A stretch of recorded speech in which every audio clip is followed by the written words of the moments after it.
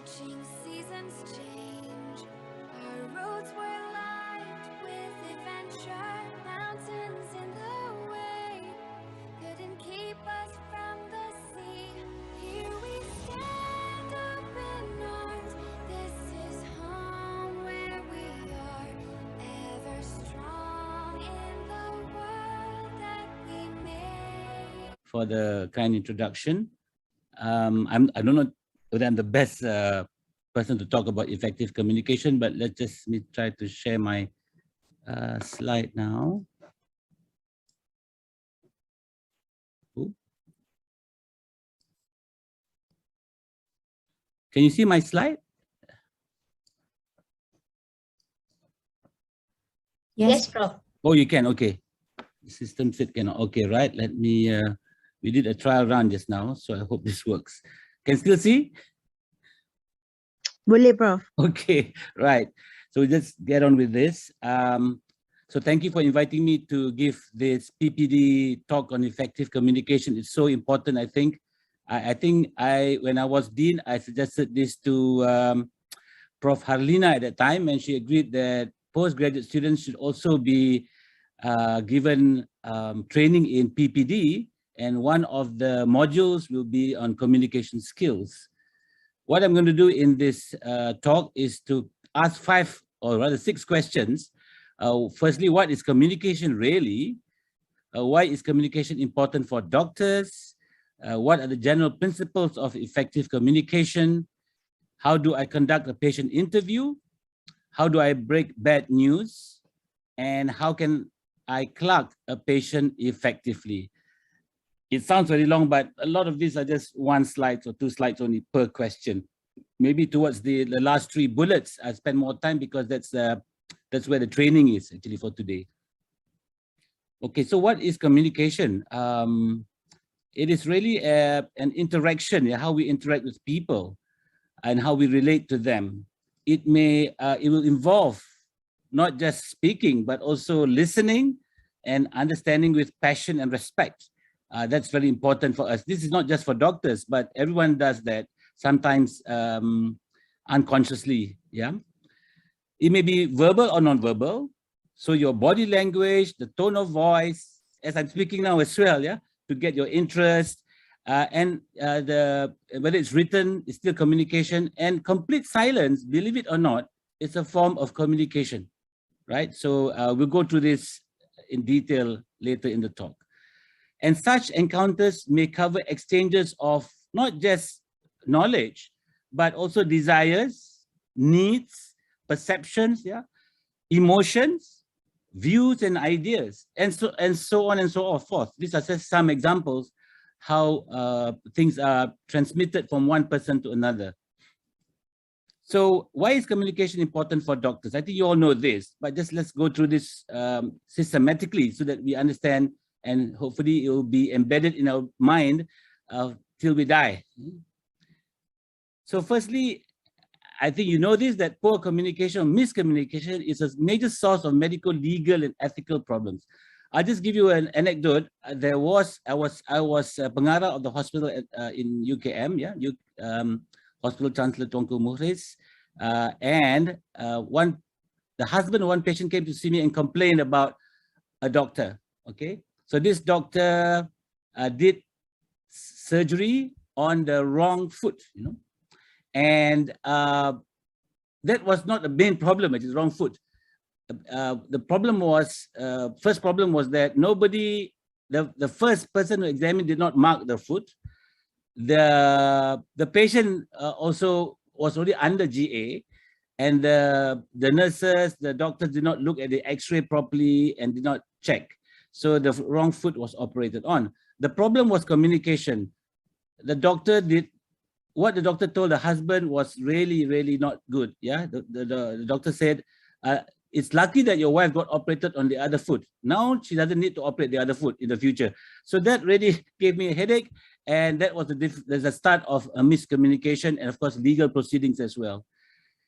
It's also a major source of refusal or acceptance of treatment, yeah, inadvertently because of your poor communication. And I'm sure you all have experienced this as doctors, yeah. You all are in first year, but when you were, house officers, medical officers, often your relatives or friends would seek clarification from you after having seen another doctor. Can you please explain again what he meant? That shows that that first doctor did not communicate properly, so it's not clear to them. If it was clear, made in plain language, they wouldn't have come to you to ask for explanation anymore. Yeah. So this often happens when I balik kampung. You visit, neighbors come visiting, they'll ask you, and now with text messages, can you please explain what this means? So that's not good. And historically, the medical curriculum emphasized many hard skills, physical examination skills, history taking skills, but not the soft skills, which is very important. And I'll come to that again later. So learning how to communicate effectively is now part of any contemporary medical curricula. And it's a compulsory station in the MRCP PACES exam. For those of you doing internal medicine, you will know this. And in undergraduate curriculum is now an important component. So what are the general principles of effective communication? This is like the pillars or the rukun, yeah, of the 4 rukun of communication skills. Yeah, starting with thinking, what to say, and the thinking process, the reasoning as we communicate with our patients or the caregivers, listening, speaking, of course, and then there's non-verbal communication skills, which are actually done usually unconsciously. Yeah. Let's take an example. Yeah. If you are clever, you know what you're talking about, a genius, but you don't have the skills, your patient will be left wondering what the hell was going on. Whereas if you are clueless what you're going to talk about, even though, if you have poor communication, it's even worse. Yeah, the patient will be totally doubly confused. If you, again, don't know what is going on, you're not sure, but your communication is effective, still no good. Yeah, you have to have the content, that thinking part of that. Of course, the best is to be knowledgeable about it. You know what you're talking about, an expert in that field, and you look after the patient, and the communication was effective, the patient is left happy. Yeah, there's this situation as well where you are good, you know your knowledge, you know your stuff, effective communication, but the patient's still confused. There's something wrong here. That's a red flag. Either you have no insight, or you are demented yourself, or the patient is demented or has poor insight. Yeah, so this, you need to refer to someone else. So this happens as well. So you need to know these 5 possibilities in communication. And you don't want to do this, right? Use jargon. So here's a cartoon showing that you need a dictionary. For poor patient has to find out what all those words mean. It's like a dog talking to a cat, or in Malay custom, we say macam itik cakap dengan ayam, which is not going to be effective communication. And please don't be a single worder. I call it single worder doctor. Penicillin, this is also not good. Might be accurate, might be clever, but this is very poor communication. So these are the principles. Yeah. Firstly, and the rationale behind it. Effective communication will ensure a good working relationship. The patient relates to you better if you can communicate effectively. It will, of course, increase patient satisfaction, increases the patient's understanding of the illness and the whole management plan that you're going to draw up. And of course, it improves compliance with any treatment you're going to prescribe. Yeah? Improves, may not be 100%, but it will improve. And it requires planning and thinking in terms of outcomes. This is a bit more difficult to do.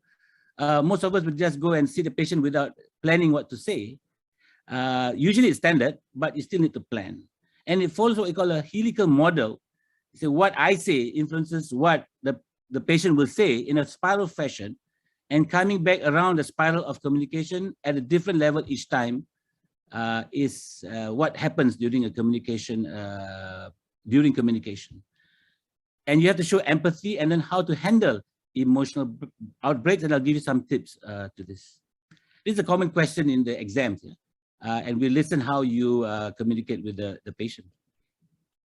So with whom do we communicate? Just to remind ourselves that we may overlook this, right? Of course, patients and caregivers, our colleagues, yeah, at the same level, or your superiors, how you present the cases to them.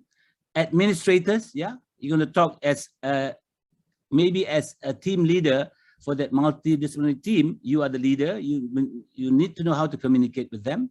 Nurses and other auxiliary or support staff, the media, right, and the public.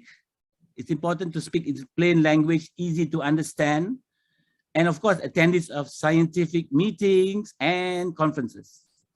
And not to forget how you communicate with the lawyers when you give evidence in court. I've been to court, not because I was charged, but my friend was charged, a friend of mine, in a private hospital, and I regretted trying to help him. The lawyers are much better than me in communicating what their thoughts are, you know. So this is, I'll come back to lawyer skills towards the end of the talk. So these are important people that we talk to and communicate with. What I'm going to do is to concentrate on the first three bullets, history taking, breaking bad news, and how to conduct a consultation, yeah? The results of your examination, investigations, prognosis, treatment, and obtaining informed consent. So these are important things to do. But I won't talk about obtaining informed consent. Maybe that's given by a different lecturer later on. Oops, sorry. So, right. So communication with patients and caregivers, yeah, we start with how this is important for medical care. A good communication should really be established upon admission itself, yeah, between the patient, the family, and the multidisciplinary team. Yeah. And patients and family members are encouraged, that you should encourage them to participate and speak during the ward round discussions. Yeah? You do the ward round, but after that, you should meet with the family, talking about the medical care and treatment, if there are any rehab plans, and follow up appointments, readmission plans, and of course, any doubts and concerns that they have. The last one people tend to forget. Do you have anything else you want to say? Are you concerned about anything after I've explained this to you? I think that's important for closure. So I think we should individualize the amount and type of information. And you should enable the patient to feel understood, valued, and supported. I tell my trainees that when you speak to a patient, you give the picture that you have your undivided attention. Actually, you have a lot of other things to do, but if you can do that, make the patient feel that the patient is the only patient for that day, that would be good, yeah? They have this personal touch, one-to-one communication, and treated like a private patient in a public hospital. That's one of my mottos, yeah? You're giving private service in a public hospital. You should explain in simple layperson language. I mentioned it earlier about jargon, so the patient can remember and relate this to his or her illness. We should actively involve the patient in the discussion and management plan. I sort of mentioned it earlier. There's a lot of repetition here, but I want to stress these points when in this talk. And we should encourage an environment that maximizes accurate and efficient information gathering, planning, and explanation. All this must be done all in one to get the patient rapport. Do not laugh or whisper. You may laugh or whisper at something else, but I've seen this happen during ward rounds. When my MOs laugh, they probably laugh about another MO, but the patient thinks they're laughing at them or whispering, And do not assume the patient cannot speak English, You sort of tell your friend, apalah makcik ni dia, apa bodoh ke apa? This is so bad. You will be surprised, yeah? Patients coming from kampongs or a foreigner from a different country that doesn't seem to speak English, you don't do that. And please address them by name. We tend to do this. In overseas, when I worked both in Australia and England, we call them by name, Mr. Brown, Miss John, and so on. But we here will say, oh, pesakit yang ada ascites tu, Pak Cik yang duduk sebelah katil nombor 9 dekat tingkap. These are things which we shouldn't do. We should address patients by name. That's the personal touch that we want you all to show in your day-to-day practice. You should establish a supportive environment. Find a quiet room or area if there's no room. Your tone of voice, should be is important. You know, so you have to train with this. You know, sometimes your voice is monotonous, like you're not interested. And of course, your body language. You know, whether you smile or you never smile. You know, lack of emotions. You know, and what we call a poker face. That's not good. You should show your smiling face, your approval, nodding, and so on. These are important. These are called things that you do during your body language communication. You should be aware of the patient's emotional state. I'll come back to that in more detail later. And identify all the problems and concerns that the patient has. If possible, when you consult, you should agree, you and the patient should agree on an agenda and a plan for the consultation. And make sure, again, the patient is part of the collaborative process. Now, how do you close this? First, confirm the established plan of care and management. You see, like this doctor in the picture on the right, the top right, he will take the patient to sit beside him, and then, or below, the same with the patient below with COVID now, so you have to wear your mask, but you can go that close and then explain, showing the results on the computer, or your plan of management. Patients are allowed to read their own notes, or a scan you want to show. That I do that often as a neurologist. We show the brain scan with a brain model on by my side to show how we do the cuts to the slices the brain, and then clarify the next steps for both the doctor and patient, what they're going to do with you, how they can communicate back with you. Try to establish any backup plans. So that's important. This is what I do. If you want to say increase to withdraw or to reduce, to wean off anti-seizure drugs, for instance, as you know, if you do it suddenly, you can get what we call withdrawal seizures. So let's say you go down a bit, and then the patient gets seizure, you have to have a backup plan, what to do next. By doing this, you can also assure that the patient will adhere to your prescription, and make efficient use of the time during the consultation. If you plan properly, you won't take too long to show that the patient, that actually you care for them, as if they had all the time, but actually it's limited to 15 minutes, for instance. So how do I conduct a patient interview? I took this reference, from Walter Bale. It's called the class protocol. And I like this because it's very organized and a way to train people like you, So class stands for context, listening skills, acknowledgement or acknowledge, strategy, and summary. So the context is the physical setup for the interview. Then, of course, listening skills, how to be an effective listener, and then how to validate, explore, and address emotions and concerns. Then how to provide a management plan for the patient, and then summarize the consultation.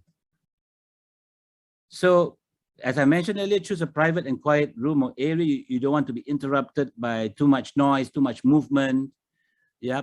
Someone's drilling or doing some renovation in the ward that frequently happens in our hospitals. Find it in the area which is quiet. Maintain eye contact except when the patient becomes upset.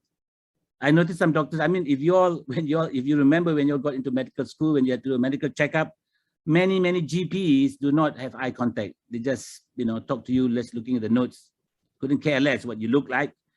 And look at the first photograph on the top right, have your eyes at the same level as the patient. So a pediatric patient, you have to kneel down and talk to that girl like this, rather than stand up and be domineering. That's not good. You should remove any physical barriers between you and the patient, between the two of you. So you don't want an X-ray box sitting in between. You don't want a pile of your textbooks in between the two of you. Present a relaxed demeanor. You must look relaxed as well and happy to talk to them. If you look tense, they will be tense. Have a box of tissues available. You should do that. In the clinic, insist. You may use it for yourself for other purposes, but in case the patient needs that, looks as though you care for them. And remember, only touch the hand or forearm to comfort the patient, and not anything else, okay? But be aware of cultural beliefs. So if a Muslim patient is wearing tudung labuh, ya, janganlah belik-belik, angkat-angkat tudung dia, cari tangan dia. You know, that's not good. So you have to respect cultural and religious beliefs. So that's one thing. So you can probably tap on the shoulder, over the clothing and so on, or don't touch at all. That's okay. Yeah. So these are things that you have to be sensitive to. Use open-ended questions for listening skills. Yeah. I'll come back to that again later when about history-taking skills. So that's important. Allow the patient to speak without interruption. I notice doctors like to interrupt. Let them finish, because if you ask them a question halfway, actually they're going to tell you anyway, you know. So if you have so many breaks, you break the train of thoughts, it's not good. Let them speak. Listen.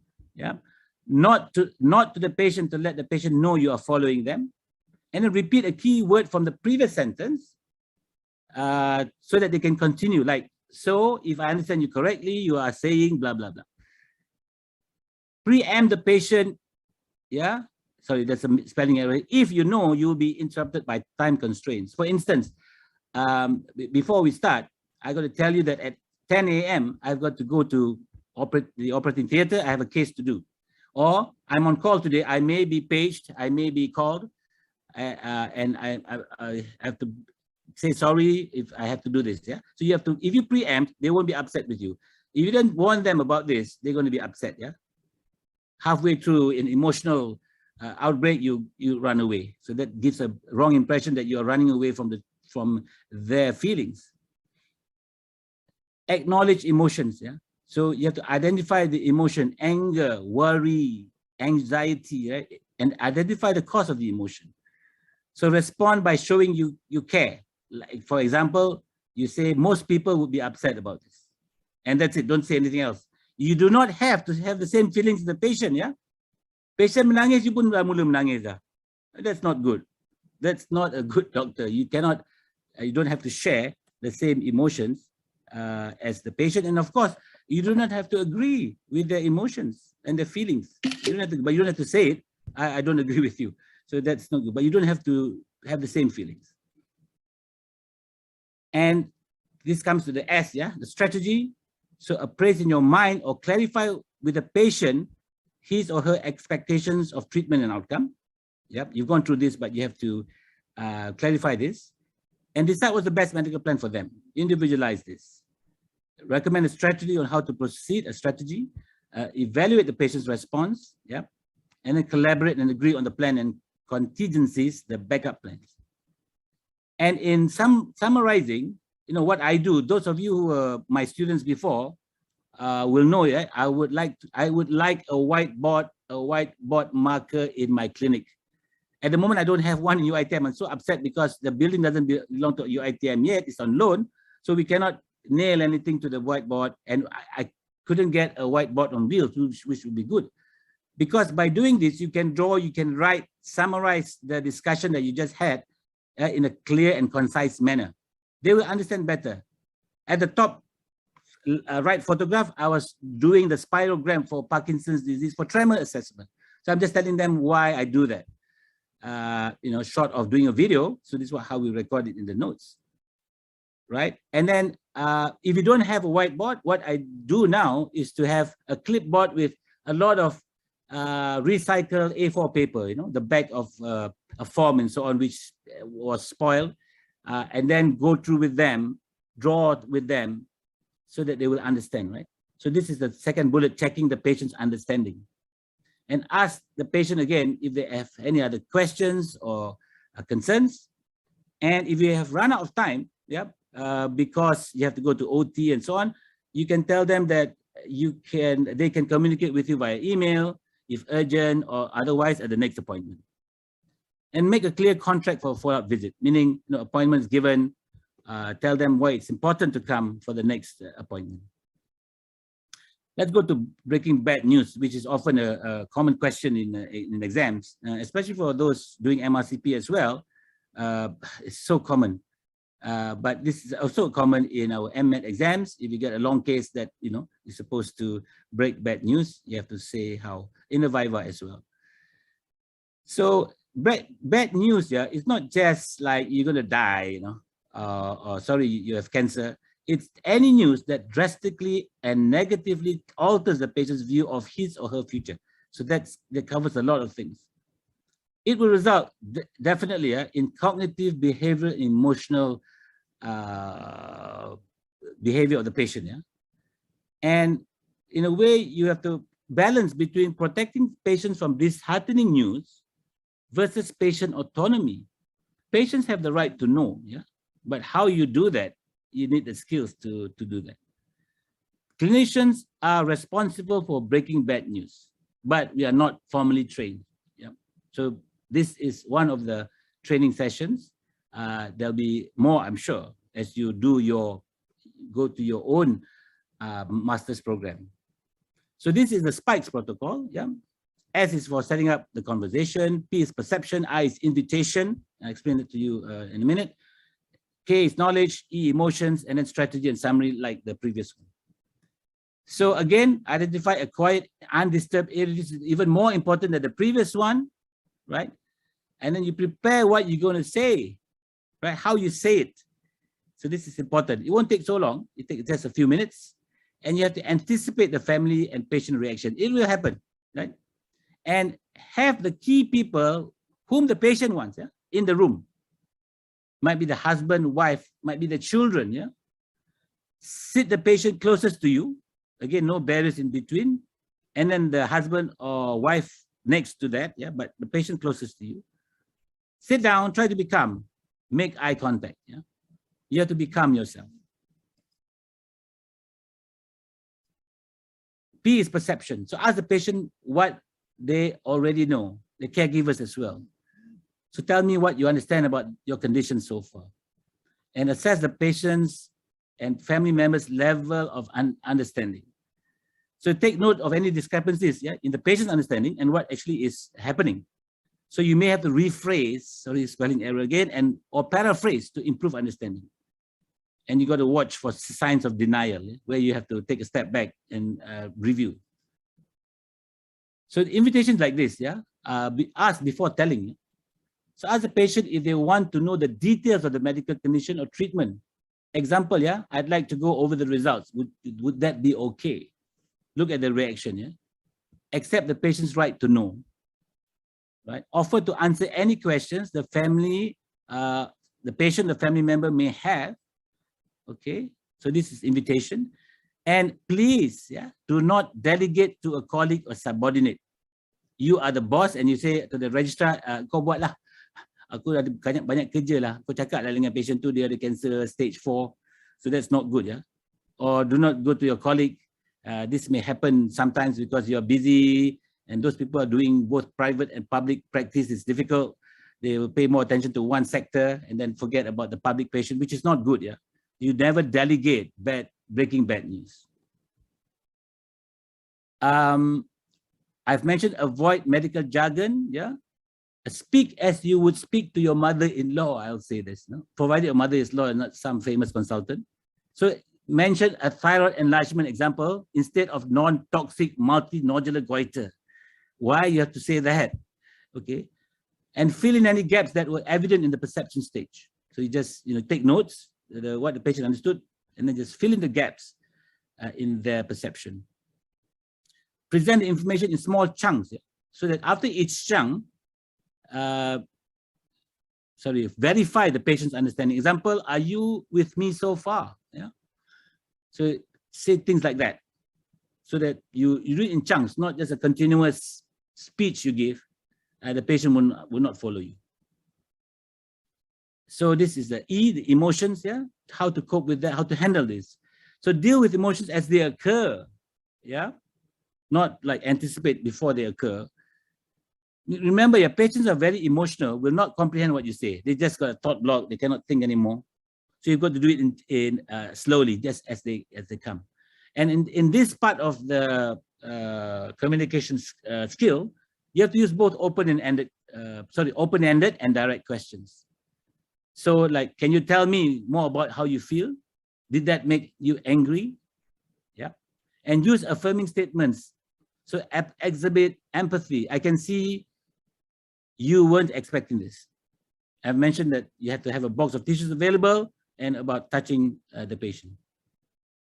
Lastly, for spikes, sorry, this is second last slide for emotions. Use phrases like, tell me more. Yeah. I don't know how I'm going to tell my kids about this, the patient might say, and then you say like, tell me more about that. You don't straight away suggest what they have to do, and try to keep your own emotions from taking over, yeah, your demeanor. This is what called the 6-second rule, can be 5 seconds. Yeah. If your emotions start to boil, right, you just pause first and avoid being defensive or blaming. Yeah? So do the 6-second rule. It might take longer for some of us, yeah, but do not let your emotions take over the interview. Avoid responding with false reassurance, such as everything will be fine, don't worry. I've seen lots of miracles happen. These things are not to be said in breaking bad news, yeah. So don't be unrealistic about these things. So dealing with emotional patients, let's set an example. Don't ask patients to come down. You model calmness. You show that you are calm, so they will model you. Yeah, you're the role model. Listen to the needs, concerns, and unexpressed expectations of the patient and the caregivers, and use words like to help patients settle down. Do not argue with the patients. Use what we call disarming statements, as I said earlier. Yeah, I know where you're going with this, or I can understand your. And say no in a tactful manner or diplomatic manner if the patient's requests are unrealistic and not possible. Yeah, so you have to be tactful, but this requires some practice. And acknowledge emotions by empathizing, like, I can see you weren't expecting this. This isn't easy to talk about, is it? It's very stressful, isn't it? It must be hard to come here every week. Doesn't matter what they say, you just have to be cool. They might say, how do you know all this? How do you know I'm stressed? I can see how difficult it is for you. And lastly, I wish we had a more effective treatment. Things like that. So this shows empathy, right? Rather than being careless about it, not C-A-L-L-O-U-S, careless about this. Couldn't care less about it. Avoid phrases like, I know how you feel. I feel your pain. That's not good, yeah? It's going to be all right. Take it easy. So that's also not the way to break bad news. This is very similar to the one I mentioned earlier for patient consultation. So deciding on the best medical plan for the patient, best medical plan, clarify expectations of a treatment outcome, recommend a strategy, collaborate and agree on the plan, and good to ask the patient to repeat what they understand with the plan. And I've mentioned earlier, using a whiteboard, a piece of paper, writing down the treatment plan clearly for the patient to take home. Yeah, make sure your handwriting is clear. Yeah, you can type it on the computer if you are good at typing, and then can print it out for them. Type it in front of them. Summarize the conversation, and be prepared for tough questions like, does this mean I'm going to die? Yeah. And then you can tell them, tell me more about what concerns you. Can I be cured? I'm sorry to say that it is unlikely. Yeah. And our responsibility is to keep it in check. Yeah. How long do I have to live? Yeah. So these are things that they will ask you, and you must be ready with those bullets to shoot back at them. Yeah.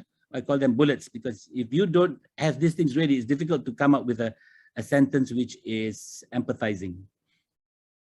Okay, lastly, yeah, if I may, Prof. Laila, I'm going to talk about history taking, but very briefly, because it's not talk about that, but it's still communication. I want to show you Raymond's philosophy, which a lot of you have seen probably. This is my philosophy, right? When you are seeing the patient, you are a detective. When you are presenting or discussing the patient with your examiner, with a colleague, with another lawyer, then you are a lawyer. And only when you're formulating a treatment plan, you are a doctor. So you have 3 roles in one. Why detective? History taking actually is an interrogation, not quite CIA or KGB, but it is an investigation of the where, what, why, and how of the patient's problem. So in a murder case, it would be like to answer the question, who's done it? And a detective never leaves any stone unturned. He or she will explore all possible explanations of the patient's complaints. Yeah. If you miss one stone, this is a peribahasa, yeah, a proverb. When they go fishing, they look for worms, and they will on the soil, they will turn over stones and looking for worms where they hide usually under stones. So if you leave any stone unturned, and that is the diagnosis, you end up in court facing another lawyer, whereas you are trying to be a lawyer yourself. So that's not good. Why a lawyer? Because you, when you present your case to anybody, yeah, you're going to present all the evidence, just like a lawyer, derived from the history and examination to defend your diagnosis. And candidates who can do this well in the exams, yeah, in the long case or any exam, yep, I will give high marks, yeah, because they speak like a lawyer. I'll give you some examples. So the process of history taking is not very difficult, different from the consultation. You have to greet the patient, greet by name, appear interested and sympathetic. Yep, introduce yourself, who you are. You may think they know you, that you're so popular. State the purpose of the interview, right? So saya nak interview Pak Cik ni, saya nak interview Cik Ali ni oleh kerana saya perlu mendapat maklumat, blah, blah, blah, okay, and so on. So you have to state the purpose of that. And you start with open-ended questions. As always, how can I help you? What seems to be the problem? And I like this good last one, which is, when were you last well? This is probably the best one, yeah? Because I've noticed over the years when I examine long cases, students often miss the last admission, you know? So they might cover one, but if they did not find out about the last admission. And during the history taking process, again, very similar to consultation, you show interest and empathy. I see, I understand what you mean, where you're going to.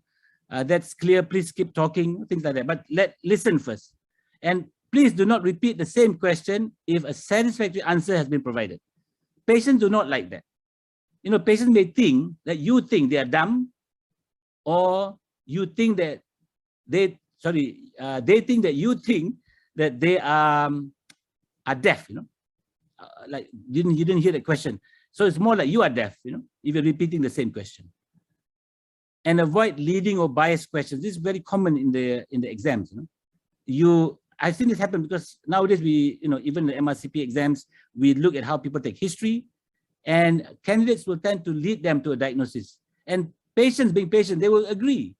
Oh yeah, hari itu saya sakit lutut. Actually, they didn't have that. And you start making the wrong inference for this. Yeah? Again, maintain eye contact. This is important. Do not look at your watch as if you are in a hurry. And I mentioned this again. Yeah? Make the patient feel that he or she has your undivided attention for an indefinite time. But actually, you don't. But that's the way to communicate your body language. Just looking at the watch is good enough to say, or yawning in front of them, you know, that's not good. I know sometimes you have to yawn because you were on call, but try to avoid that, yeah? Because that shows that you're not interested. That gives the impression, sorry, that you're not interested. Avoid writing as you listen, yeah? Don't look like a reporter. It's better to take short notes and then look at them. More important to have eye contact than to have paper contact, you know? So this is important. This is another important step, the communication during the physical examination. We check this, how you instruct the patient. You must speak loudly in the exam, for instance, or in real life, right? Clear and concise instructions. And instead of saying, do you have pain anywhere, use this phrase, let me know if I hurt you. A lot of people assume that pain and tenderness are the same thing, but they're different. Do you have pain anywhere? Yes, my right wrist is painful. So you examine the hand, you start with the left wrist, and the patient screams and you fail the exam. Pakcik kata tak sakit. Patient pun pandai, itu tak sakit. Doktor picit sakit. That's called tenderness. So it's better to assume everywhere is tender and give an instruction that rather than taking a history, let me know if I hurt you. And looking at the patient's eyes and face, see whether they're whinging in pain as you slightly touch them. Yeah.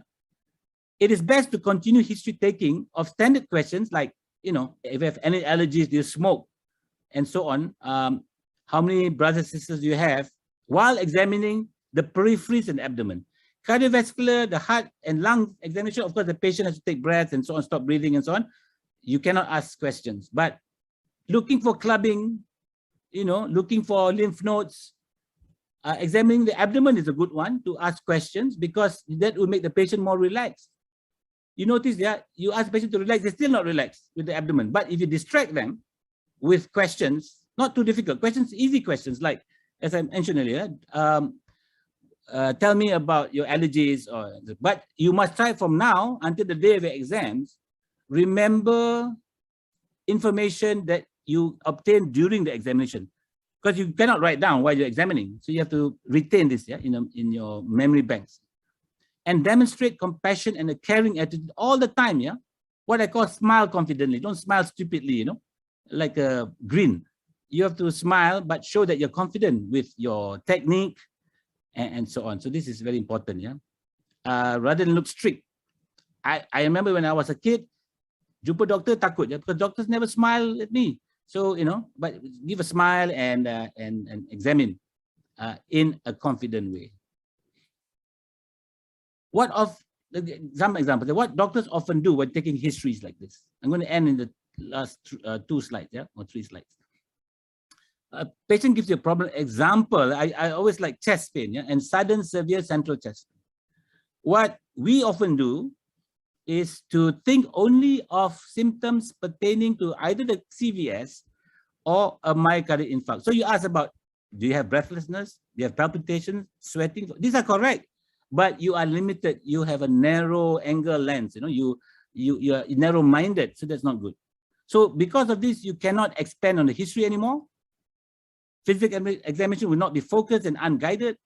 You will miss important investigations, and you don't know how to manage the patient comprehensively. What you should do, if someone comes with chest pain, because they don't come with a diagnosis, you think of differentials first.